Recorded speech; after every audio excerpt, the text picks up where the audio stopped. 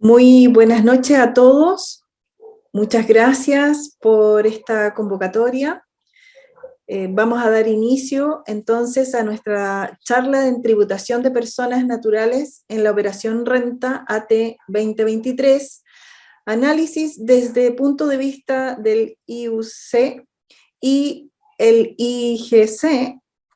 Ya, para esto vamos a darle el pase a nuestro director de Magíster en Dirección Tributaria, Óscar Soto.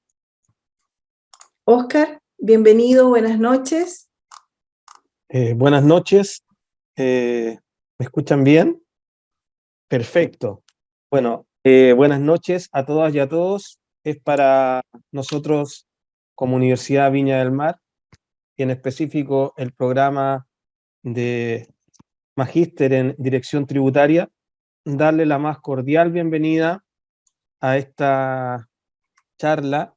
Es la primera, la próxima semana vamos a tener una segunda charla que le vamos a invitar también, donde queremos sin duda seguir aportando a la formación de nuestros colegas titulados y en nuestro quehacer profesional, a la región y al país. Quiero saludar a todos los que nos visitan hoy día, sin duda docentes, comunidad que se ha interesado sin duda en esta charla. Recording in progress. Más a nuestros colegas del Colegio de Contadores del Consejo Regional de Valparaíso, abogados, ingenieros también que nos visitan y profesionales afines. También por ahí veo a un par de graduadas y graduados de nuestro programa de Magíster en Dirección Tributaria. Hoy día vamos a compartir con ustedes esta charla de la tributación de personas naturales en la operación Renta Año Tributario 2023, análisis desde el punto de vista del impuesto único de segunda categoría y del impuesto global complementario. El expositor que nos acompaña el día de hoy es nuestro querido docente, asesor tributario también, Cristóbal Tapia Almonacid. El profesor Cristóbal Tapia es contador auditor, licenciado en Contabilidad y Tributación por la Universidad de Viña del Mar, es ingeniero industrial de la Universidad Andrés Bello y magíster en Dirección y Gestión Tributaria de la Universidad Adolfo Ibáñez. Además, es docente del programa de Magíster en Dirección Tributaria, impartiendo el módulo de Impuesto al Valor Agregado. Además, es relator permanente de ASIVA y jefe de grupo, profesor y además coordinador de capacitación del Servicio de Impuestos Internos. Así que gracias, Cristóbal, por acompañarnos el día de hoy, compartir tu experiencia en estos temas con nuestra comunidad que nos acompaña el día de hoy. El profesor va a darnos la charla, las consultas atingentes a esta materia las haremos al final de la charla y pueden ir dejando sí sus consultas en el chat. Finalmente vamos a recoger algunas de ellas y Evelyn va después a transmitirlas al relator para que podamos atender o conversar sobre algunas de ellas. Y finalmente, esta dirección del programa de Magíster en Dirección Tributaria les dará unas palabras de agradecimiento por haber participado de esta actividad. Cristóbal, dejo la audiencia a su disposición y muchas gracias por acompañarnos en esta actividad académica de vinculación y de difusión de nuestro programa de Magíster en Dirección Tributaria. Adelante, Cristóbal. Muchas gracias, profesor Óscar. Muy bienvenidos todos los presentes en esta actividad de la Universidad de Viña del Mar. Una sola precisión, asesor tributario no soy, ¿ya? Dado mi trabajo en el Servicio de Impuestos Internos, decir lo que puedo hacer son actividades de docencia en las distintas casas de estudio, y aquí muy feliz en la UVM, ¿ya? El día de hoy nos convoca la tributación de personas naturales en la operación Renta T 2023. Principalmente vamos a hacer un análisis desde el punto de vista del IUSC, el impuesto único de segunda categoría, y el impuesto global complementario. Primero vamos a hacer una pequeña aproximación a lo que es el hecho grabado de impuesto a la renta, la estructura de la ley de impuesto a la renta, y después vamos a entrar ya más de lleno a las rentas del trabajo, a los impuestos finales, a las franquicias tributarias a nivel de impuesto global complementario, que también aplican al IUSC, y a los beneficios del Estado en el marco de la pandemia. Entonces, ¿qué entendemos nosotros por hecho grabado? A nivel de impuesto a la renta, si nos vamos al análisis original de la primera ley de impuesto a la renta, esa de 1924, no teníamos un hecho grabado propiamente tal. Sí existían las 6 categorías y cada uno tenía su hipótesis específica, pero no había un hecho grabado general en la ley de impuesto a la renta. ¿Y qué es el hecho grabado? Cuando se da cumplimiento a la hipótesis que establece que un contribuyente debe pagar impuestos. Y esto nace de situaciones económicas, situaciones jurídicas, que hacen que se cumpla la hipótesis. Por ejemplo, vendo este teléfono, obtengo una utilidad. La empresa que se dedica a la venta de equipos celulares, por cada venta que va haciendo, se va ocurriendo una situación económica y jurídica. Se hace una convención, como dicen el IVA, se traspasa la propiedad, pero desde el punto de vista del impuesto a la renta también se percibe un ingreso, hay un incremento de patrimonio, un beneficio, y se cumple la hipótesis por la cual se debe declarar y pagar el impuesto. Ahí cuando nace la obligación tributaria.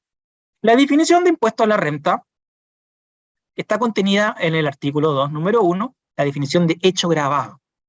Desde aquí deriva todo de esta definición del artículo 2, número 1, que si bien es cierto, son 2 definiciones en una.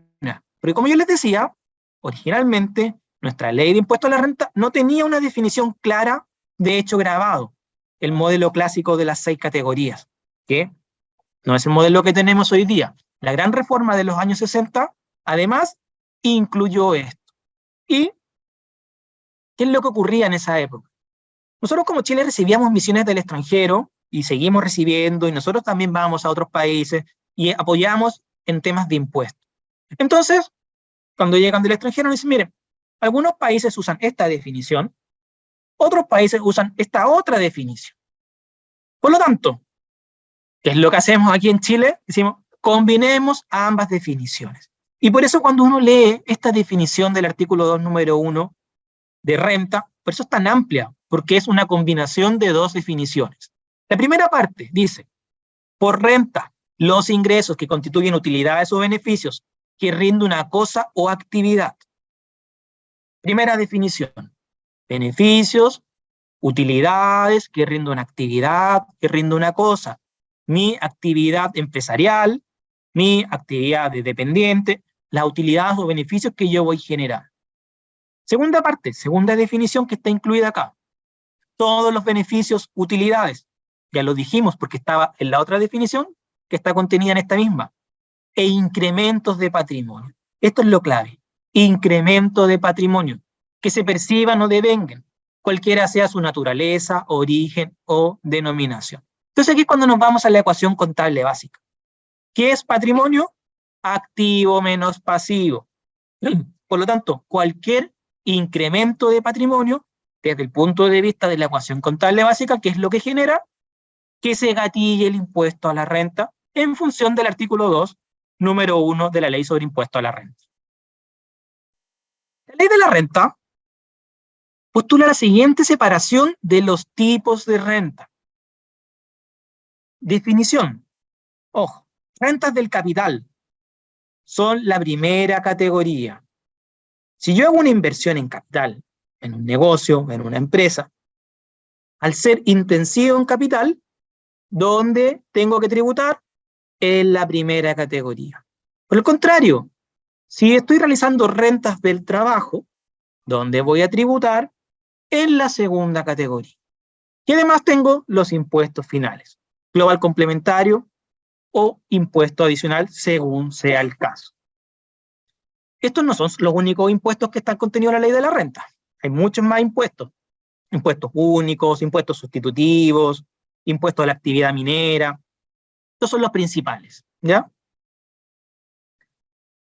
En Chile tenemos algo que se conoce como tributación en etapas.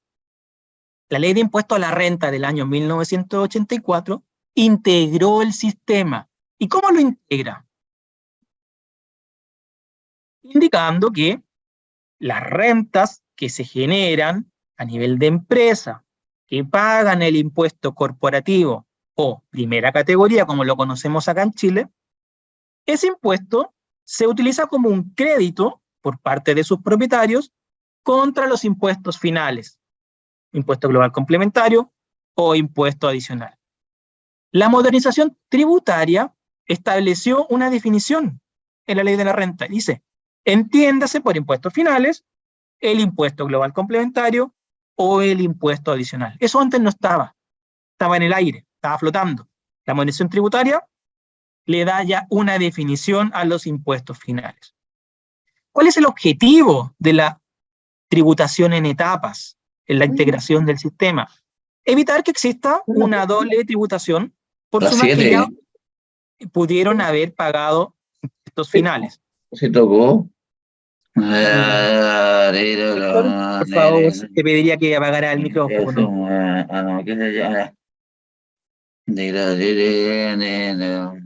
Héctor, sí, perdón, Héctor, parece que hay que silenciar un poquito. Muchas gracias, Héctor. Adelante, Gracias. profesor. Muchas gracias. Entonces, como les comentaba, esto lo que busca es evitar una doble tributación económica. Esto no es algo que se diga que es único en Chile. Mucha gente dice, no, es que Chile es el único país que tiene la integración de impuestos. Eso no es cierto. Hay unos pocos países más. Pero lo relevante aquí es que del año 2014, ¿qué es lo que está ocurriendo?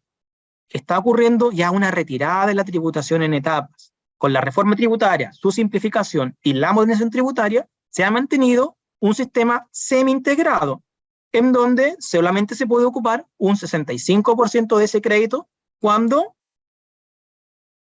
la empresa fuente, que pagó impuestos de primera categoría, es una gran empresa o tiene algunas actividades específicas, ¿ya? Para las pymes se mantiene la tributación en etapas con integración al 100% del crédito por impuesto de primera categoría. Está lo que les comentaba, el tema de la tributación en etapas, el impuesto corporativo es un crédito contra impuestos finales.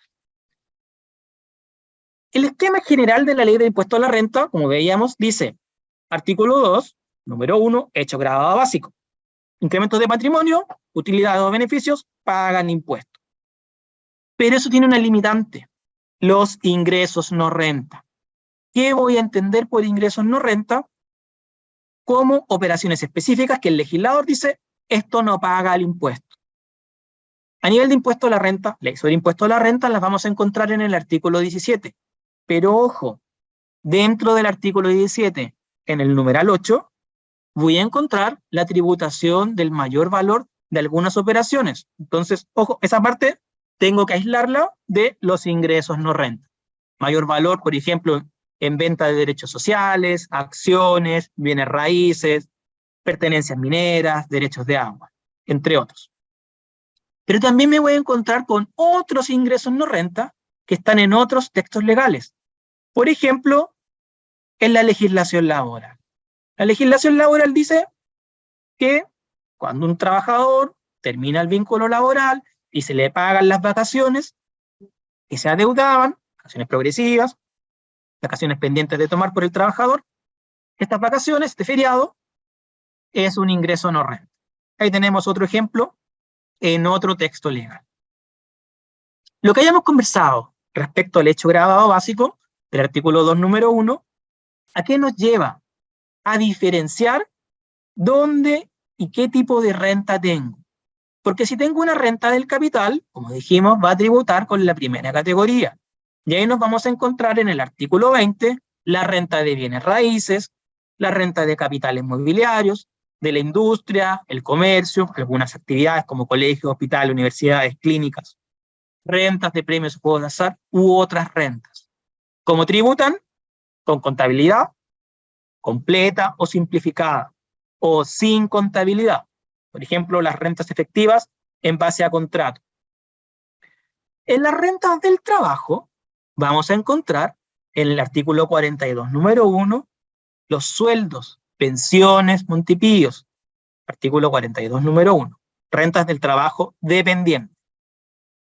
Y su tributación está en el artículo 43, número 1, que nos da la tabla de impuesto único de segunda categoría, del IUS, que todos debemos estar conociendo o al menos la hemos visto alguna vez. En el artículo 42, número 2, encontramos las rentas de profesiones u oficios lucrativos. ¿Cómo tributa esto?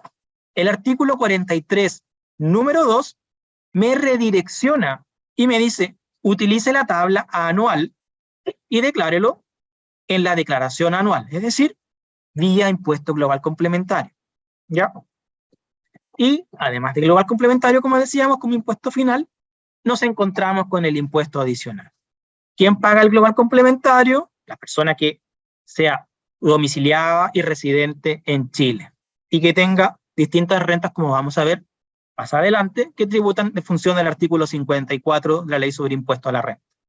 En cuanto al impuesto adicional, es el símil del global complementario, pero aplica al contribuyente, persona natural, sin domicilio, sin residencia, o a la persona jurídica sin residencia en Chile. Y así empezamos a llegar ya a lo que nos convoca, la tributación de las rentas del trabajo. Rentas del trabajo dependiente, artículo 42, número 1. Rentas del trabajo independiente, artículo 42, número 2. Para ello, cuando hablamos de remuneraciones, tenemos que necesariamente ir a definir qué es remuneración y dónde encuentro la definición de remuneración. En el Código del Trabajo, artículo 41 del Código del Trabajo. Se entiende por remuneración las contraprestaciones en dinero, las adicionales en especies avaluables en dinero, que debe percibir el trabajador del empleador por causa del contrato de trabajo.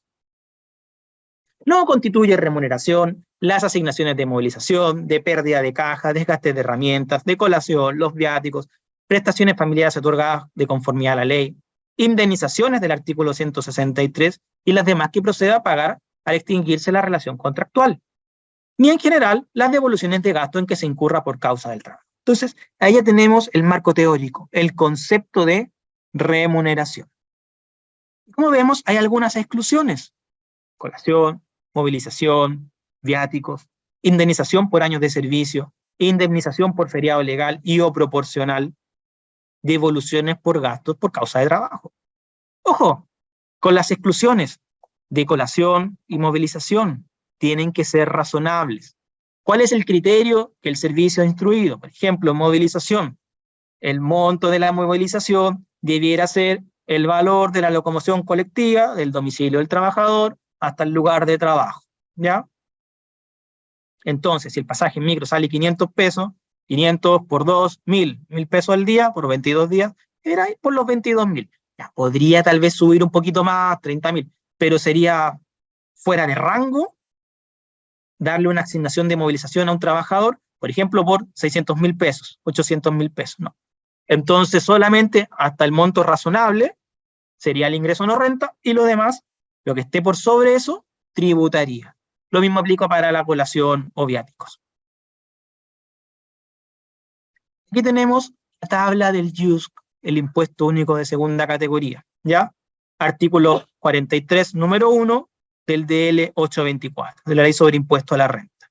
Entonces, esta tabla, aquí está resumida, extraída de la Circular 6 del 2022 del Servicio de Impuestos Internos, establece los tramos que van con una tasa de 0% de impuesto exento hasta una tasa del 40% para las rentas superiores a 310 UTMs.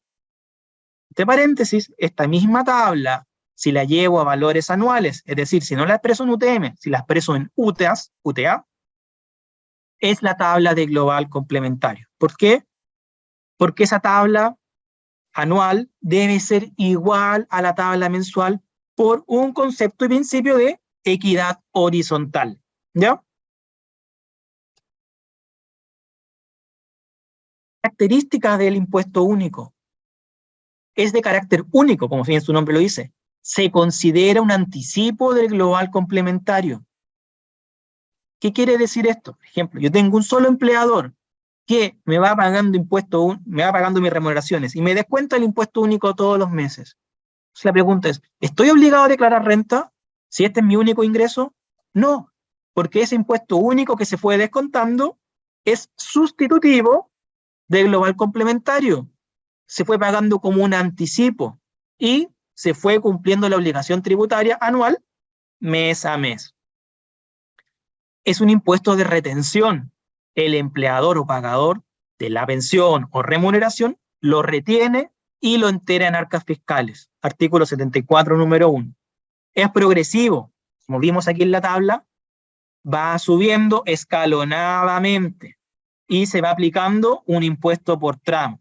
Por ejemplo, si yo tuviera una remuneración de, pongamos, 40 UTMs, quiere decir que entre 0 y 13,5 UTMs no pago impuesto.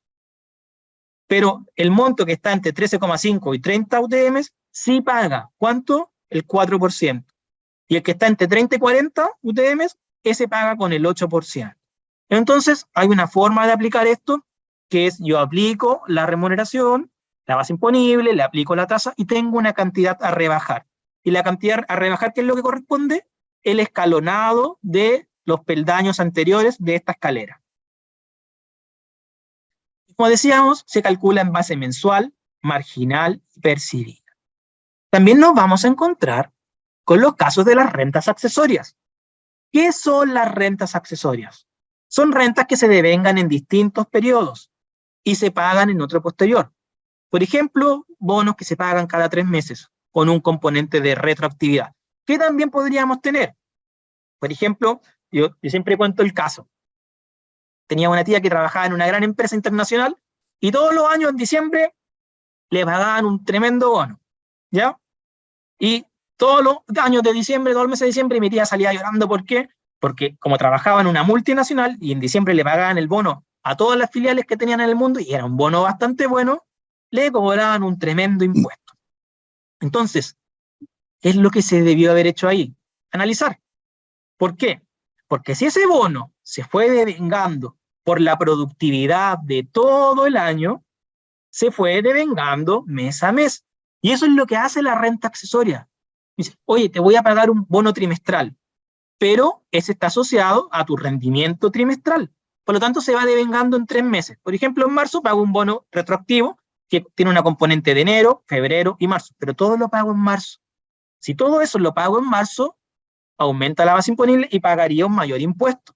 Pero la renta accesoria, ¿qué es lo que me dice? Y la metodología de la circular 37 de 1990 me dice, no, no debiera pagar todo en marzo. Es decir, lo voy a retener y pagar en marzo, pero yo debiera convertir esa parte de renta accesoria pagada con retraso en UTMs vigentes al valor que corresponde el pago.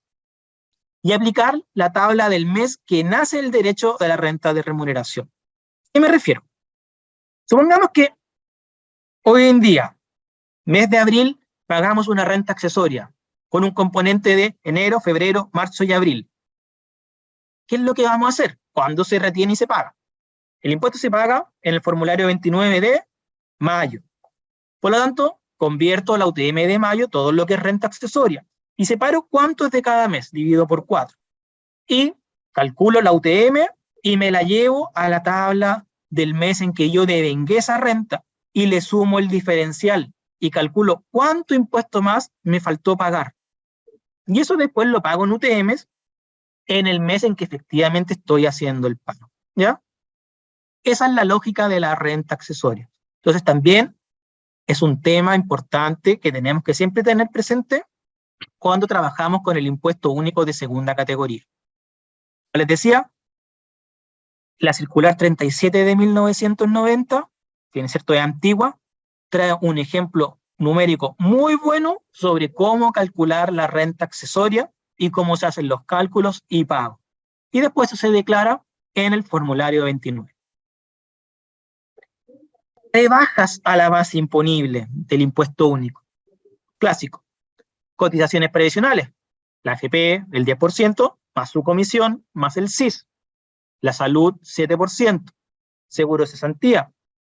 Plazo fijo, 0,6%. Pero la pregunta es, ¿existen otros gastos previsionales con cargo al empleador? Sí, pero que no entran directamente a rebajar la base imponible de los trabajadores, pero sí son un gasto para las empresas. Por ejemplo, la mutual, el seguro de accidentes del trabajo y enfermedades profesionales. ¿Qué más? La ley sana, otro ejemplo, ¿ya? Entonces, van ocurriendo estos pagos que son con cargo al empleador, pero como decíamos, no afectan directamente la remuneración del empleador. Ojo con el tema salud, ¿ya? Importante tenerlo, porque si bien es cierto, el descuento es 7%, tengo que analizar. ¿Por qué? Porque si mi contribuyente bajo revisión está en ISAPRE, él tiene el plan pactado en UEFs. Puede ser que su plan esté bajo el 7% o sobre el 7%, y yo siempre tengo que descontar el 7%. Si estuviera su plan bajo el 7%, él va a ir generando excedentes en su ISAPRE. Pero si tiene que pagar más, tiene que pagar un adicional, ahí sí hay un tema tributario. ¿Por qué? Mientras el contribuyente esté cotizando hasta el tope imponible, los adicionales por concepto de ISAPRE sí rebajan la base imponible.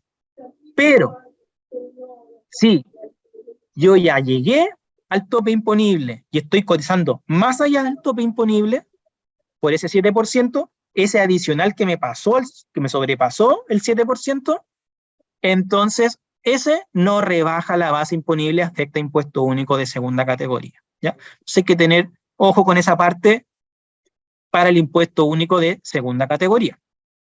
También existe el tema del ahorro previsional voluntario, el APB. Existen dos alternativas, dos regímenes de APB. Régimen A, régimen B. El régimen A se aplica como una bonificación fiscal del 15% del ahorro con topes a UTMs por año calendario. Pero este no tiene beneficio tributario. En cambio, el régimen B, ese sí tiene beneficio tributario y permite una rebaja en la base imponible del IUS, con un tope de 50 UF mensual o 600 UF anuales según corresponda. Y en caso, ojo, que yo retire después estos fondos de APB, se gatilla una tributación a nivel de impuesto global complementario.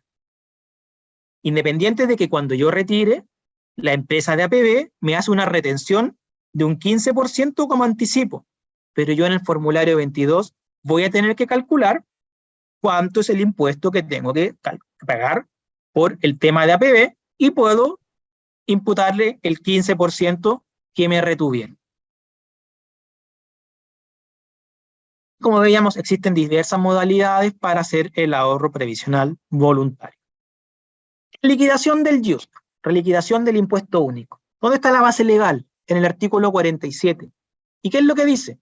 Los contribuyentes del artículo 42, número 1, rentas dependientes, IUS, que perciban rentas de más de un empleador o pagador, deben reliquidar el impuesto del artículo 43, número 1, aplicando la tabla de valores anuales.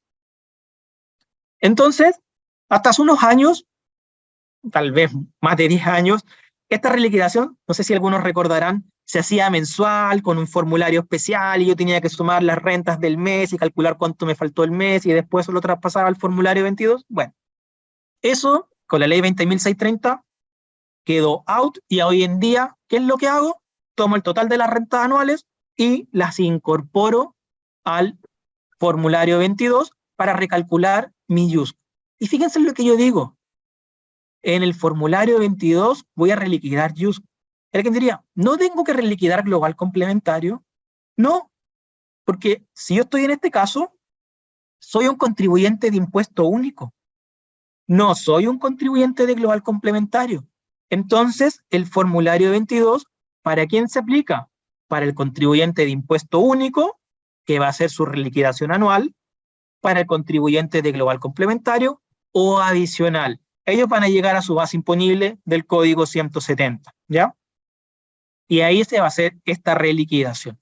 Entonces, filosóficamente hablando, no soy un contribuyente de global.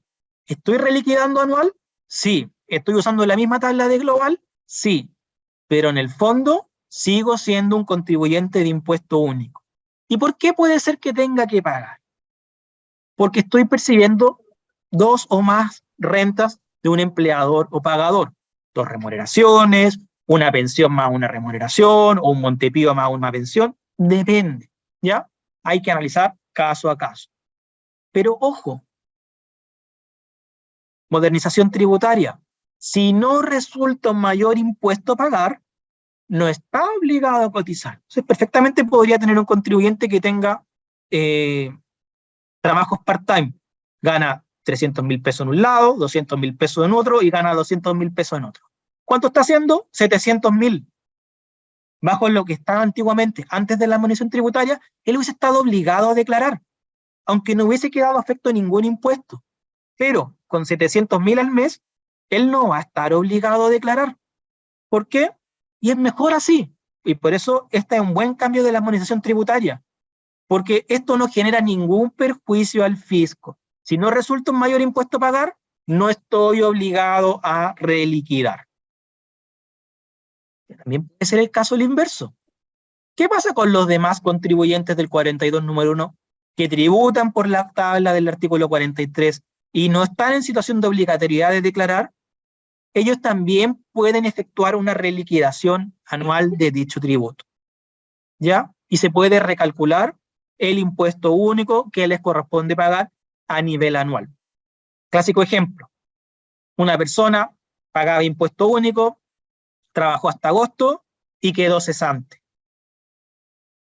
Si entre agosto y diciembre no encontró trabajo, después del año siguiente, él puede reliquidar. Y esos 8 meses que fue pagando impuesto único y que tenía sus bases mensuales, las puede llevar ahora a 12 meses. Y probablemente pueda disminuir y obtener una reliquidación donde se le genera una devolución de impuestos, porque ese impuesto que fue pagando mes a mes, ahora, que estaba por 8 meses, se va a dividir en 12, en un total anual. Entonces también puede ocurrir casos en donde el contribuyente reliquida, no obligado, lo hace voluntario, y puede acceder a alguna franquicia, bajando la base imponible y obteniendo una devolución de impuestos al llevarlo a la tabla anual. ¿Ya? Rentas del trabajo independiente. Las rentas del trabajo independiente tienen su base legal en el artículo 42, número 2. Los ingresos son provenientes del ejercicio de profesiones liberales o de cualquier otra profesión u ocupación lucrativa, no comprendido en la primera categoría en el numeral anterior, y se tributa de conformidad a la tabla del artículo 43, número 2. ¿Y qué vamos a encontrar aquí? Profesiones liberales, arquitectos, abogados, contadores, el ejercicio de la profesión. O, por ejemplo, una ocupación lucrativa, peluqueros, jardineros, no sé, técnico en enfermería, ¿ya? Entonces, estos contribuyentes, ¿cómo tributan? ¿Qué documento tributario emiten? Ellos emiten boletas de honorario electrónicas, las que pueden ser con retención o sin retención. ¿A qué me refiero? Emiten su boleta y si, por ejemplo, se la emito a un contribuyente obligado a retener, de conformidad al artículo 74, hago una boleta con retención y me retienen mi clásico 10%, que hoy día ya no es 10%, y queda lista esa parte de la emisión del documento. Pero si, por ejemplo, se le emito a una persona que no está obligado a retener, yo, contribuyente, emito por el bruto, me pagan el bruto, y después esa retención yo la entero en arcas fiscales a través del formulario 29, declarando como impuesto único de segunda categoría en el código 152 del formulario 29, ¿ya? Y ahí voy pagando estos anticipos que son como un PPM para la... Por un lado son retenciones, si emito boleta con retención, y si yo emito boletas sin retención, lo pago vía PPM de segunda categoría. Las rentas mencionadas en el número 2 del artículo 42, esto es lo que dice el artículo 43, número 2, solo quedarán afectas al impuesto global complementario o adicional, en su caso, cuando sean percibidas. Entonces, si es cierto, me dice que el trabajo independiente tributa con la tabla anual, me dice también, por otro lado, tributa con impuesto global complementario o adicional. Pero, ojo, en base percibido. ¿Cómo determinamos la base imponible de estos contribuyentes? Estos contribuyentes declaran sus ingresos del artículo 42, número 2, reajustados por IPC, ¿ya? Y los declaran en el recuadro número 1 del formulario 22. Y tienen derecho a deducir los gastos efectivos que tuvieron para generarlos. Por ejemplo, un notario. Esto es de conformidad al artículo 50, inciso primero. Por ejemplo, un notario que emite boletas de honorario es intensivo en el pago de remuneraciones. Tal vez hasta paga arriendo, tiene depreciaciones de equipo. Entonces, él puede descontar gasto efectivo, ¿ya? Y este gasto efectivo tiene que cumplir con las normas de los gastos de primera categoría. O bien, puedo tributar en base a gastos presuntos, artículo 50, inciso tercero, que me dice un tope del 30% del ingreso. Y ojo, también con un tope de 15 UTAs. No puedo rebajar más de 15 UTAs. Entonces, si el contribuyente tiene gastos mayores a 15 UTAs que son acreditables, de conformidad al artículo 31, entonces ese contribuyente debiera optar por llevar sus gastos efectivos con contabilidad y cumpliendo los requisitos del artículo 31. Caso contrario, puede utilizar el gasto presunto del artículo 50, inciso tercero. Esto es una opción. El contribuyente, una vez que la ejerce en el formulario 22, ya no puede cambiar la vía rectificatoria. Un tema que tenemos que tener presente es el tema de la ley de honorarios. En 2008, la reforma previsional del gobierno de Bachelet I estableció la obligación a cotizar para los trabajadores honorarios, comenzando esta obligación de cotizar con gradualidad desde el año 2012 y con una posibilidad de renuncia. ¿Qué pasaba en la práctica? La gran mayoría de los contribuyentes renunciaban. Después viene otra ley donde se da una prórroga de 3 años más. Y todos los contribuyentes en la práctica, a la hora de mandar la renta, entre cotizar o renunciar a la cotización, la gran mayoría, ¿qué es lo que hacían? Renunciaban. Entonces no se estaba cumpliendo con el objetivo de la reforma previsional del año 2008, que era que los trabajadores honorarios tuvieran previsión. Y en el año 2019 nace la ley de honorarios con efecto inmediato para todos los trabajadores no excluidos de la obligación de cotizar. ¿Por qué? Porque como la opción de renuncia ya no estaba y no había ninguna ley, entonces se entendía que todos los trabajadores debían cotizar. Y la ley de honorarios viene a establecer un mecanismo por el cual sí pueden cotizar, pero también establece una gradualidad y permite la opción de ir cotizando parcial.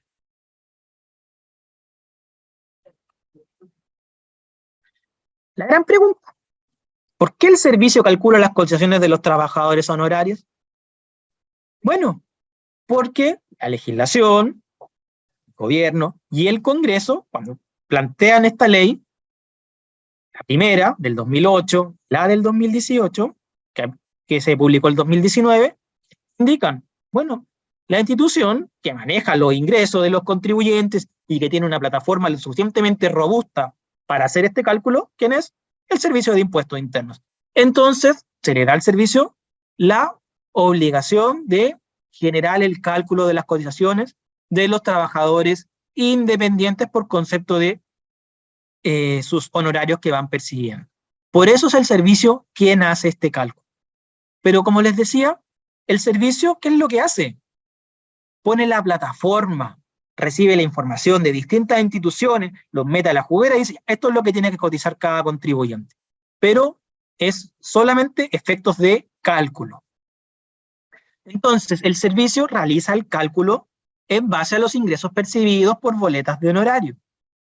Y los informa a la tesorería, que es la institución que finalmente hace el pago efectivo a los organismos previsionales. Pero fíjense aquí todos estos organismos, ISAPRES, AFPs, las mutuales, el ISL, por ejemplo, FONASA, todos ellos tienen que entregarle información de sus afiliados al servicio para que el cálculo sea correcto de conformidad a la realidad de cada contribuyente y el servicio pueda proponer un recuadro de cálculo de cotizaciones customizado a las características de cada uno de los contribuyentes. ¿Quiénes están obligados a cotizar para efectos previsionales? Las personas naturales que perciben honorario por el ejercicio libre de su profesión u actividad lucrativa, ya sea que emitan boletas de honorario o se les emita boletas de honorario de prestación de servicios de tercero. ¿Cuál es esta boleta de prestación de servicios de tercero? Es parecido a una factura de compra, en donde la hace la persona que demanda el servicio. Pero esto es el símil desde el punto de vista de una boleta. Es decir, yo empresa, supongamos, soy un restaurante, tengo un evento y necesito contratar unos coperos. Y vienen los coperos, pero no tienen inicio de actividad.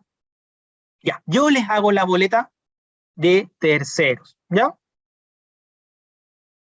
¿Quién más está obligado? Las personas naturales que perceban rentas por participaciones en sociedades de profesionales clasificadas en la segunda categoría de la ley sobre impuesto a la renta. ¿Dónde están las sociedades profesionales? Artículo 42, número 2. Casos de exclusión. ¿Quiénes no cotizan? No ingresan al cálculo previsional personas con honorarios anuales inferiores a 2 millones en el año 2022. Ellas no se encuentran obligadas a cotizar y el monto mínimo equivale a 5 ingresos mínimos mensuales, según su valor al 31 de diciembre del 2022. Por eso para este año tributario 2023 es honorarios inferiores a 2 millones. Los trabajadores independientes con estos honorarios y que desean cotizar deben hacerlo de manera voluntaria directamente en las instituciones previsionales. Casos de exclusión. Mujeres que tengan 50 años o más y hombres que tengan 55 o más al 1 de enero del 2018. Entonces alguien dice, oye, pero yo soy hombre y tengo 55 hoy día, el 2023. No, porque el corte, la línea de corte, ¿dónde se trazó? Al 1 de enero del 2018. Entonces, si yo esa fecha cumplía, me va a tocar que voy a quedar excluido. Pero si hoy día yo cumplo, no, porque no lo cumplí esa fecha. A esa fue la fecha de corte. Las personas mayores a esa fecha son los que quedaron excluidos de cotizar. ¿Quién más? Los afiliados al sistema antiguo de previsión, como Caprevena, DIPRECA e IPS. También ahí están las Fuerzas Armadas también. Pensionados por vejez, vejez anticipada o invalidez total. Ojo. Bien claro, invalidez total, no invalidez parcial, ¿ya? Y quienes hayan cotizado por el tope imponible como trabajador dependiente. También existe la posibilidad de que yo, por ejemplo, en mi caso, trabajador dependiente, y también tengo cotización como trabajador independiente. Entonces, si este trabajador dependiente cotizó por sobre el tope imponible, queda liberado de cotizar como independiente. Caso contrario, debe cotizar. Estos son unos ejemplos hipotéticos. Supongamos un trabajador que ha cotizado como trabajador dependiente, pero por un monto menor al tope imponible anual, debe cotizar por la diferencia. Supongamos que el tope imponible anual son 35 millones. Estos son valores hipotéticos. Y como trabajador dependiente, cotizó por 15 millones. Es decir, ¿sobre qué monto le falta cotizar? Hasta por 20 millones. Y si, por ejemplo, ese trabajador hubiese percibido 60 millones de honorario, no es que va a cotizar por sobre los 60, sino que es por lo que le falta para llegar al tope imponible. En este caso, los 20 millones. ¿Por qué ítem se cotiza? Por el seguro de invalidez y sobrevivencia, el SIP, el SIS, el seguro de accidentes y enfermedades laborales, la TEP, el seguro de acompañamiento de niños y niñas, Ley Sana, salud y pensión de vejez, AFP. Es el SIS, el seguro que obligatoriamente se paga a la AFP y cubre los casos en ser declarado con invalidez parcial o total, fallecer, otorgando a la familia una pensión de sobrevivencia. Porcentaje de cotización, el 1,54%. Seguro de accidentes y enfermedades profesionales tiene por objetivo otorgar prestaciones médicas y económicas a aquellos trabajadores que sufran un accidente del trabajo o contraigan una enfermedad profesional. ¿Cuál es el porcentaje de cotización? Un 0,9% en la cotización base y además puede tener una cotización diferenciada que puede ser variable, ¿ya? Esta, dependiendo de la actividad que realiza, puede ser 3,4%. Si soy trapecista, debiera ser 3,4%, ¿ya? Si soy contador, no, 0,9, ¿ya? Tranquilito, yo no me voy a andar exponiendo tanto. Seguro de acompañamientos para niños y niñas, ley sana. Esto se introdujo con la ley 21.063 del 2017 y permite a los padres y a las madres ausentarse de su trabajo por un tiempo determinado con el propósito de prestar atención y acompañamiento y cuidado a sus hijos mayores de 1 año y menores de 15 o 18, según corresponda, afectados por una condición grave de salud. ¿Cuál es el porcentaje de cotización? 0,03%. Entonces, cuando un trabajador lamentablemente tenga a uno de sus hijos en esta condición, se le emite una licencia médica y se marca que es a través de la ley sana. Y ahí se le paga esa licencia, pero no por la ISAPRE, sino, me parece que es la suceso, pero no estoy 100% seguro en este instante, eso sale, después les voy a mostrar dónde puedo ir aclarando estas dudas que pueden surgir del tema de cotizaciones. Y lo que conversábamos, la salud, FONASA o ISAPRE, 7%. Ojo, el tema de la ISAPRE, ¿ya? Porque la ISAPRE se va pagando mes a mes. Después vamos a ver qué es lo que pasa en esa situación en específica. Y la AFP, que es el porcentaje de cotización del 10%, más la comisión que cobra la AFP. La base imponible que corresponde es el 80% del honorario bruto. Y sobre ese es el monto por el cual se cotiza. Entonces, en primer lugar, tengo que tener ingresos superiores o iguales a 2 millones de pesos. Supongamos, estoy en el mínimo, 2 millones por 80%, 1.600.000. Sobre ese monto se aplican las cotizaciones previsionales. Hasta el tope imponible, 34.380.672. Eso es para la operación renta 2023. ¿Cuál es el orden en que se van pagando las cotizaciones? Las cotizaciones se van pagando con las retenciones de las boletas de honorario, ya sea las que me retuvieron a través de una boleta de honorarios con retención, o bien a través de los PPM que yo fui pagando en mi formulario 29 por boleta sin retención. Primero, las retenciones van a buscar el SIS, después el ATEP, la ley sana, salud, pensiones, y después saldos insolutos de años anteriores que lo hayan informado las entidades previsionales, ¿ya? Ellas tienen que mandar información al servicio y también informan saldos insolutos pendientes de pago. ¿Cómo funciona la cobertura? ¿Es diferente a un trabajador dependiente normal que va pagándose mes a mes? No, esta es una cobertura hacia adelante. El primer pago, ¿cuándo ocurre? Para el periodo de junio. Por lo tanto, la cobertura viene a contar del mes siguiente, desde julio hasta junio. Por ejemplo, julio del 2023 respecto a las rentas que estamos declarando hoy en día en operación renta. ¿Y hasta cuándo va a tener cobertura ese trabajador? Hasta junio del 2024, ¿ya? Respecto a la cobertura parcial por cotizaciones para salud y pensiones, la persona puede acogerse voluntariamente a cotizar parcial.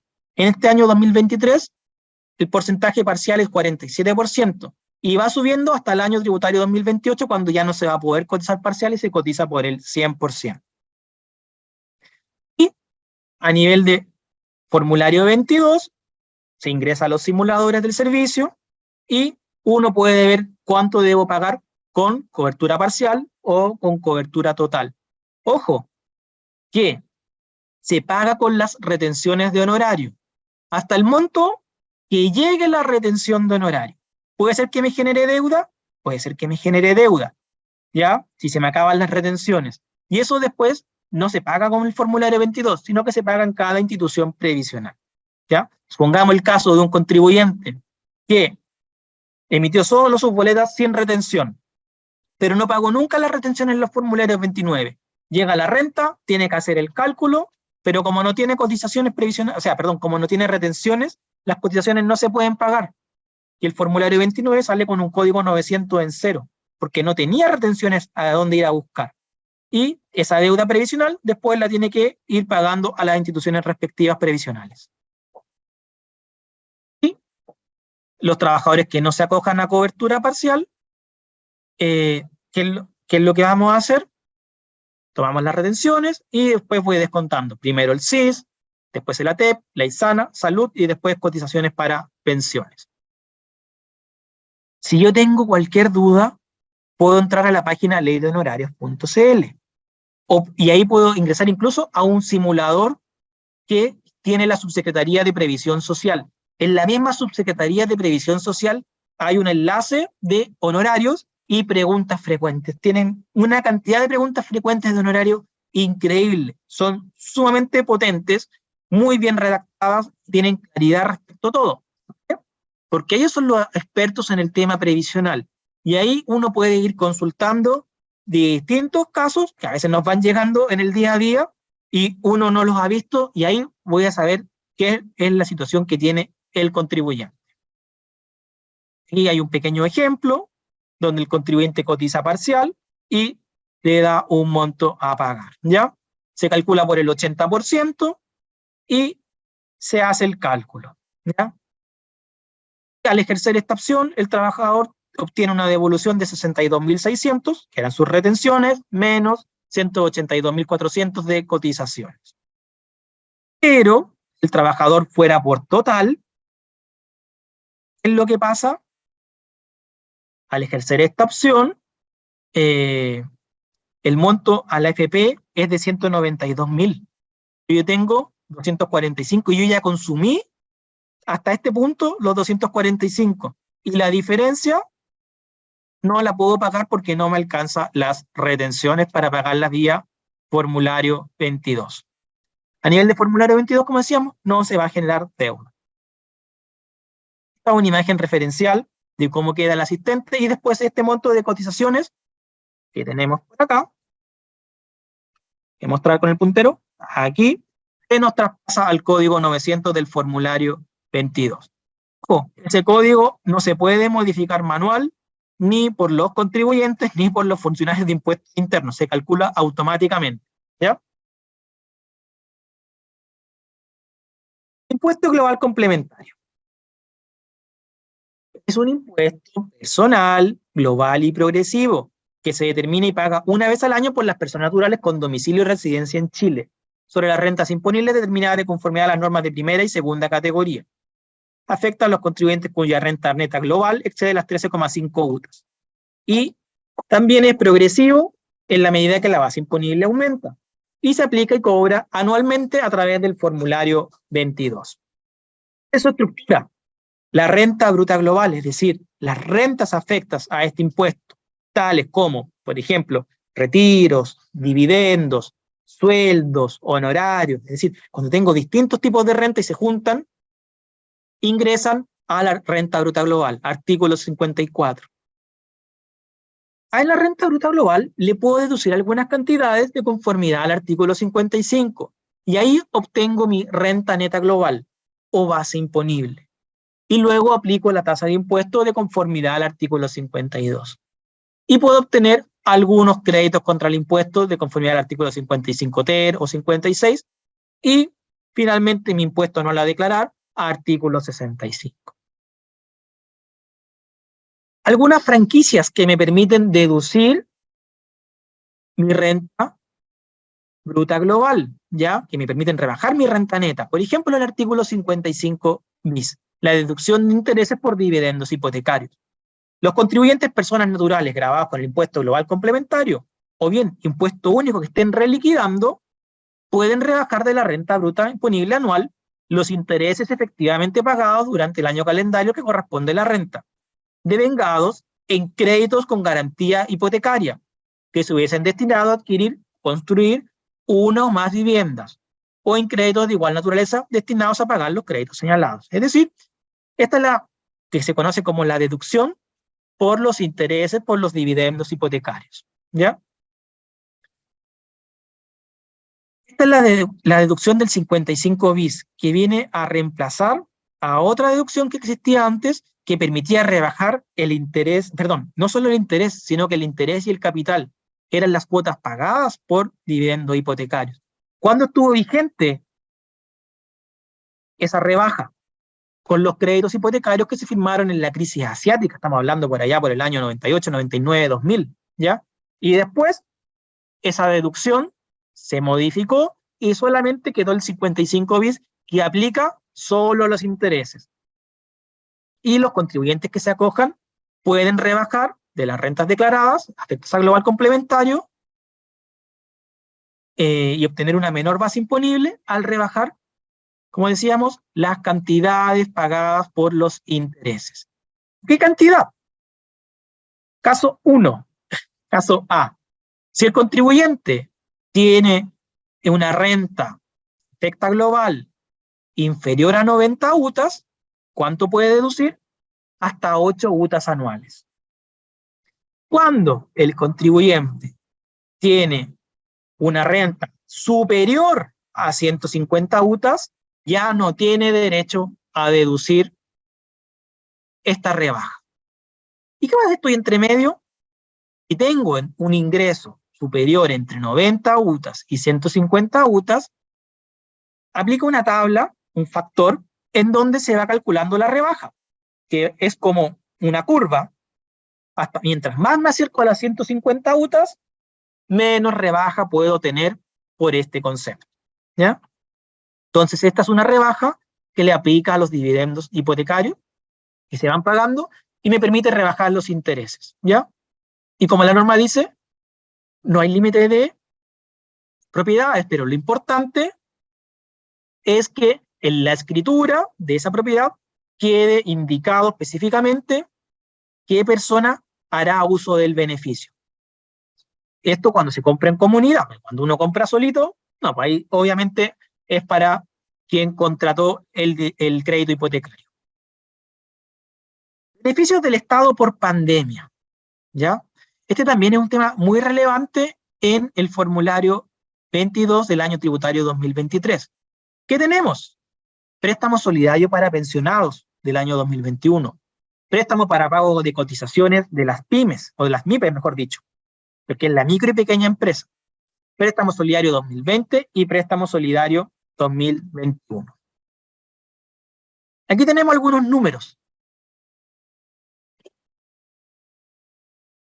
El préstamo solidario para pensionados se pidió entre mayo y octubre del 2021. Afectó a 95.000 contribuyentes aproximadamente y el inicio de la devolución es desde el año 2023. El préstamo para pago de cotizaciones de las MIPES, 1.795 solicitudes se recibieron en impuestos internos y también se inicia la devolución entre el 2023. Y respecto a los préstamos solidarios, el 2020 se empezó la devolución en el 2022 y el 2021 se inicia en el 2023. Vamos viendo primero. Préstamo solidario para pensionados 2021. Requisitos: los jubilados por vejez o invalidez que tenían rentas iguales o inferiores a 408.125. Entonces se le otorgó un beneficio que es como tope total de la pensión del beneficiario, replicable hasta 3 veces. ¿Y cuándo comenzó el pago de las cuotas? El pago de las cuotas comenzó en enero del 2023 y es descontado por la institución pagadora de la pensión del beneficiario. Y la cuota es el 5% de la pensión que le van pagando la institución pagadora, ¿ya? Ahí lo van devolviendo. Ojo que este préstamo es en UF. No genera interés, pero sí va reajustado. Préstamo solidario 2020. Se aplicó para trabajadores dependientes, independientes o empresarios individuales que tenían una disminución de ingresos de al menos un 30% producto de la emergencia sanitaria, cuyo promedio mensual de ingresos fuera de al menos 400.000 pesos durante el 2019, que abarcó una cobertura de hasta un 70% de disminución, y replicable en 3 veces, y se pagan 4 cuotas anuales, de un 10%, 30, 30 y 30 desde el año tributario 2022. Por lo tanto, este año tributario 2023, la cuota es de un 30%. Pero ojo, las cuotas no pueden exceder el 5% de las rentas acumuladas en el año anterior. Entonces, ¿qué enlace realiza el formulario 22? Código 170, base imponible de impuesto global complementario o impuesto único reliquidado, por 5%. Y ese monto de cuota no puede ser superior a ese tope. préstamo solidario 2021, bastante similar, y también se pagan 4 cuotas de 10, 30, 30 y 30 a contar del año tributario 2023. Entonces este año, además, vamos a tener contribuyentes que empiezan a pagar su préstamo 2021 con el 10%, y que también puede ser en algunos casos contribuyentes que tengan préstamo 2020, 2021. También la cuota no puede exceder el 5% de las rentas acumuladas el año anterior. Retenciones. Una forma de apoyar el reintegro, se estableció una retención adicional para los trabajadores dependientes, independientes y para los empresarios individuales que solicitaron esos préstamos. Y esta retención se extingue cuando se paga la deuda. Y esta retención del 3%, ¿en qué pensaba? En la cuota que tiene que pagar en el formulario 22 el contribuyente. Entonces, por ejemplo, yo emito mis boletas de honorario durante todo el año 2022 y van con la retención del 3%. Esas retenciones del 3%, ¿para qué están pensadas? Para que yo pague la cuota que me corresponde el año siguiente en abril. Si tengo ambos préstamos, la retención es una de 3%. No se hace 2 retenciones de 6%, no, es solo una. Y se va saldando primero la deuda más antigua. Estos descuentos, ¿cuándo comenzaron? Para el préstamo 2020, el 1 de septiembre del 2021, para el préstamo 2021, el 1 de septiembre del 2022. También está la opción de que el contribuyente hiciera prepagos parciales o abonos a la deuda o un prepago total. ¿Y esto cómo lo puede hacer? A través de un formulario 50. Los prepagos que realizan los contribuyentes entre el 27 de marzo y el 31 de marzo se reflejan en las propuestas del 7 de abril. Pero yo puedo prepagar entonces hasta la renta. Y si ya estoy en operación renta, bueno, puedo prepagar posterior a la renta lo que me esté quedando, ¿ya? Como decíamos, este prepago se hace, o abono, se hace a través del formulario 50. Lo que sí tengo que tener cuidado es en el código. ¿Por qué? Porque el código 830 es para el préstamo 2020 y el código 831 para el préstamo 2021. Han habido contribuyentes que tienen solamente un préstamo y pagan en el código equivocado y después se les rectifica el formulario 50 respectivo. Plazo de presentación para la propuesta con préstamo.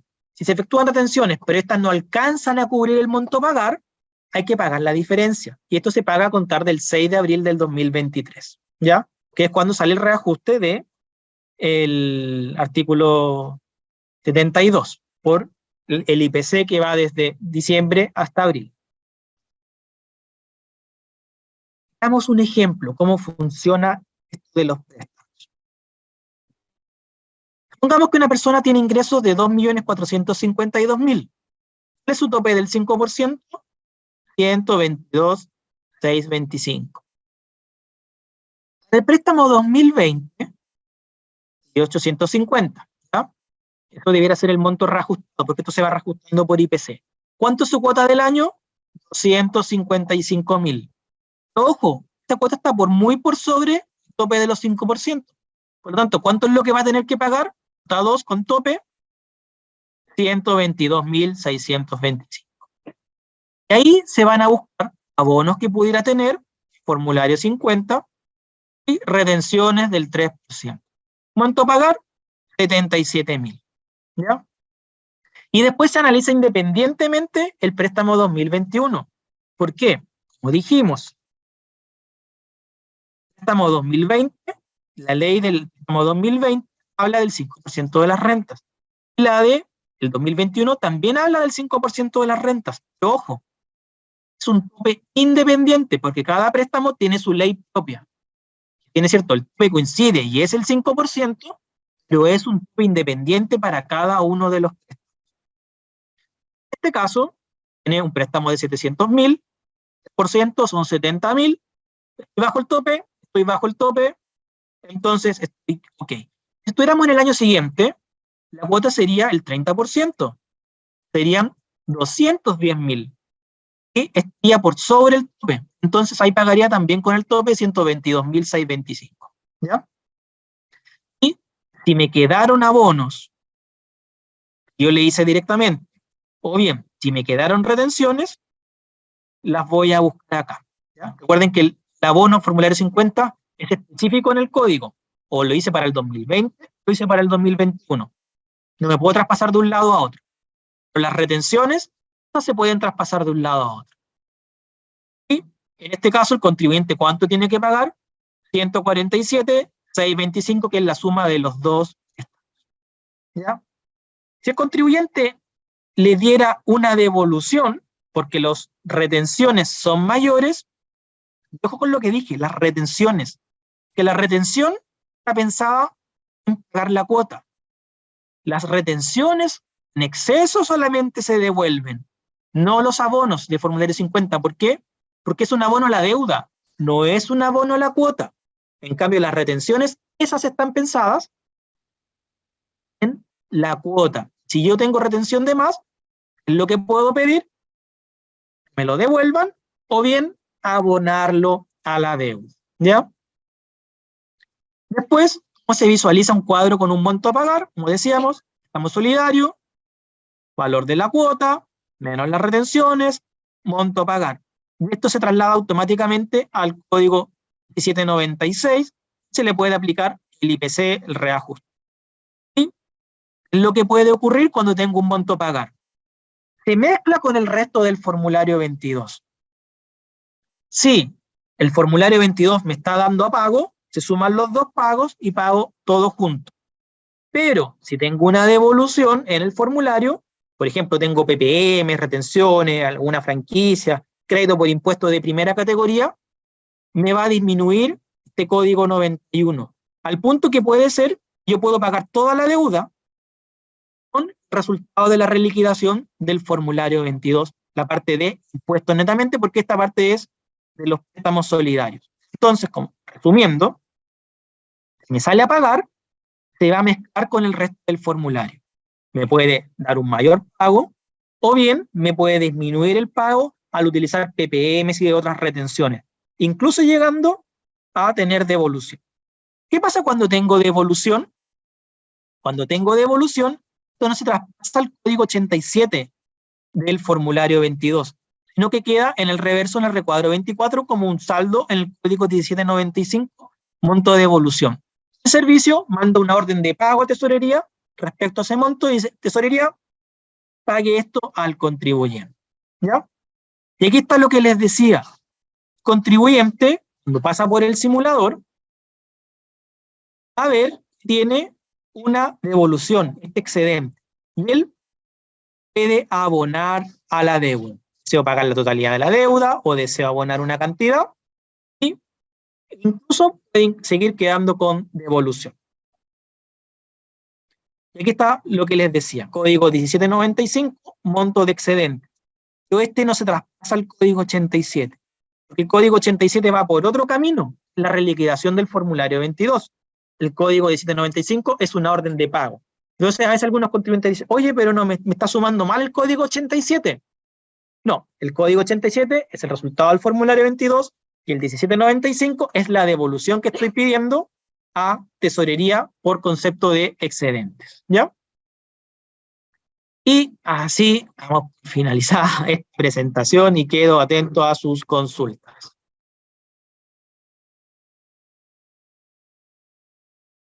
Cristóbal, ¿me escuchas? Sí, Raquel, hola, ¿cómo estás? Bien, ¿y tú? Bien, gracias. Tengo una consulta desde hace mucho rato por WhatsApp y es la primera que voy a leer. A ver si acaso tú puedes contestarla. Dice, porque no sé si viene al tema o no, dice, ¿por qué las rentas 14D número 3, que no tienen problema alguno y se enviaron para el depósito del 20 de abril? Después de revisarlas una y otra vez por el contador antes de enviarlas, quedaron con observación y revisión para el 21 de mayo, siendo que saldrá luego que no hay diferencias y el cheque solo se extendió. Bueno, eso excede el marco de esta charla, Sí, pero esos son temas de los procesos de impuestos internos.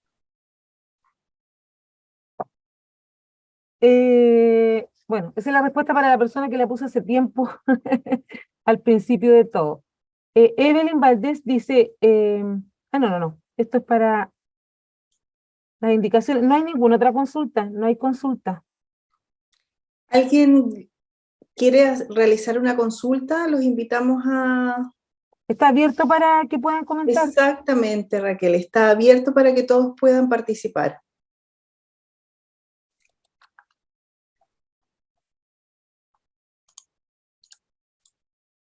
Hay 44 participantes. Había una inscripción, no recuerdo de la inscripción que había, pero hay 44 participantes y está siendo grabado. Aparece por el canal de YouTube siempre. José Valdivia lo graba. Pero no hay preguntas. Hasta el minuto. Hasta el minuto no hay preguntas. Parece que todo está clarísimo. Sí, María, podemos hacer llegar la grabación de las charlas si gustas. Así es. Seguramente José la está grabando.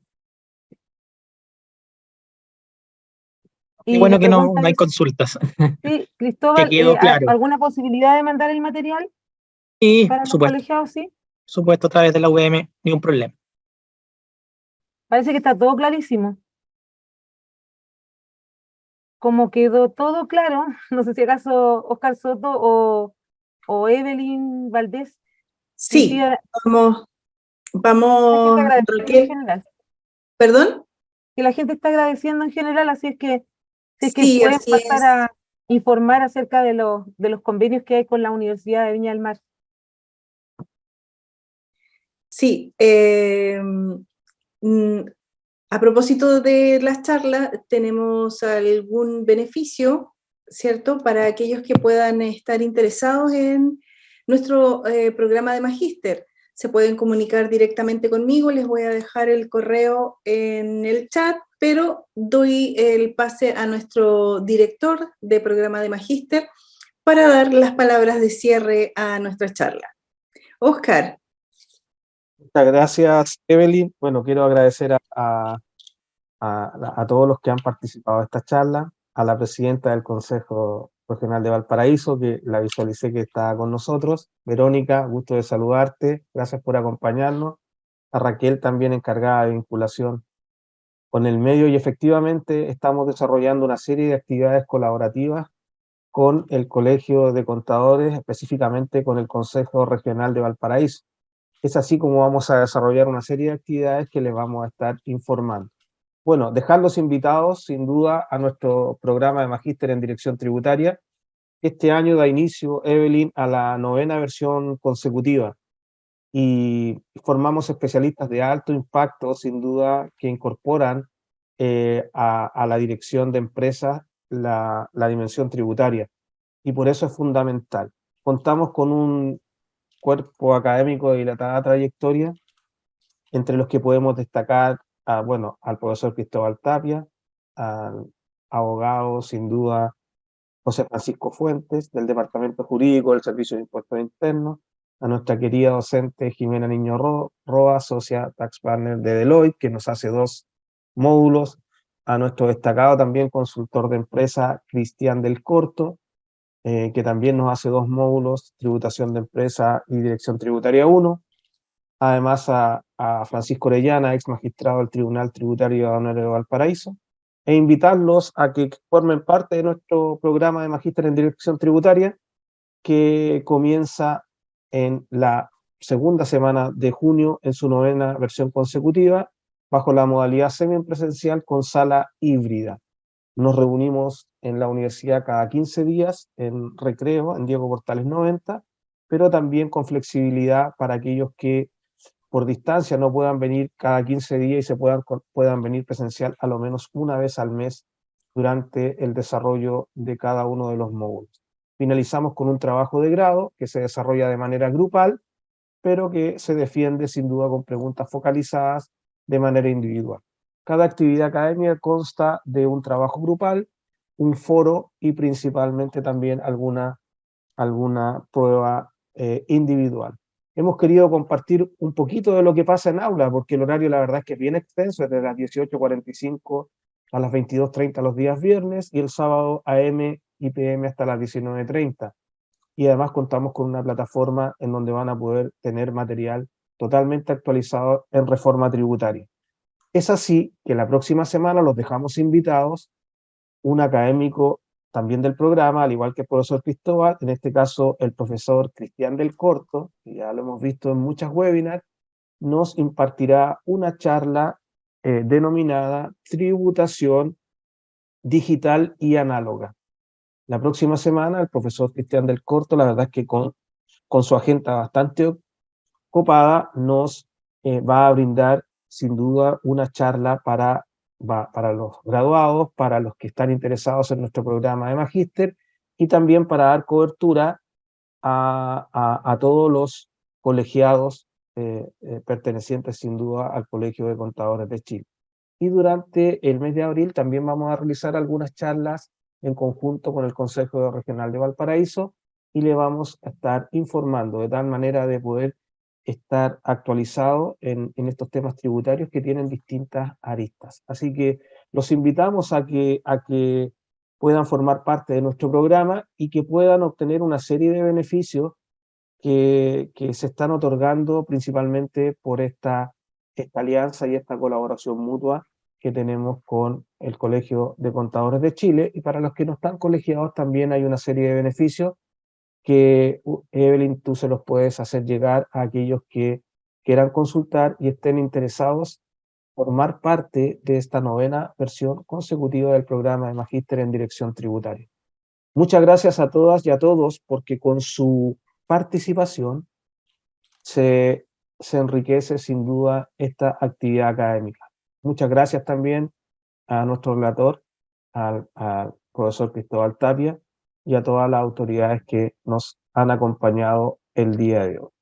Muchas gracias. Evelyn, ¿tú vas a dar un cierre? Sí, dejarlos invitados. Les dejé yo el link para que pudieran entrar a la página de la universidad, conocer un poco más del programa. Les dejé mis datos, si hay algunas consultas, y le estaremos haciendo llegar la próxima invitación al próximo evento que tenemos, atingente a todos ustedes y a su profesión y cargos. Muchas gracias.